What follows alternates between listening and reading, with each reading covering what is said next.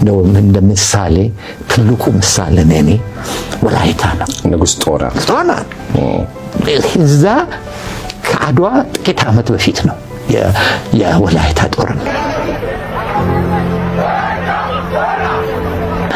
በሁለቱም በኩል ብዙ ሰው ነው ያለቀው።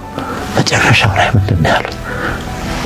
ትከብርልኛለህ፣ በኢትዮጵያ አንድነት ታምናለህ፣ አለህበት ቦታ ደግሞ በጣም አስፈላጊ ስለሆነ የውጭ ጦር ሲመጣ ጦር ካለው እዋጋለሁ ብለህ ማለልኝ፣ የአባትህን ቦታ ወስጄ እሰጥሃለሁ ማለላቸው።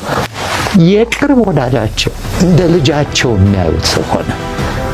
በሚገርምህ ነገር ጣሊያኖች አድዋ ከመሄዳቸው በፊት መጀመሪያ ኮንታክት ያደረጉት ጦናን ነው፣ ንጉስ ጦናን ነው። ምኒልክን ሂድና አውጋለን፣ የፈለግከውን መሳሪያ እንሰጥሃለን ሲሏቸው፣ እናንተ እኔን ነው የምታታልሉት? እናንተ መታችሁ ሁለታችን አጣልታችሁ ሁለታችንን ለመግዛት ነው የምትፈልጉት? እናንተ ከምትገዙኝ ማንኛውም የትናንት ጠላት የነበረው ምኒልክ ይግዛኝ ብለው የተናገሩ። ከዛ በኋላ 40 ሺህ ጦር ይዘው መጥተው አብሬዎት ልከተሎት ሲሏቸው፣ የለም ያለህበት ቦታ አስፈላጊ ነው፣ ባለህበት ርጋ ብለው የደቡቡን አደራ ለሳቸው ሰጥተው የሄዱት።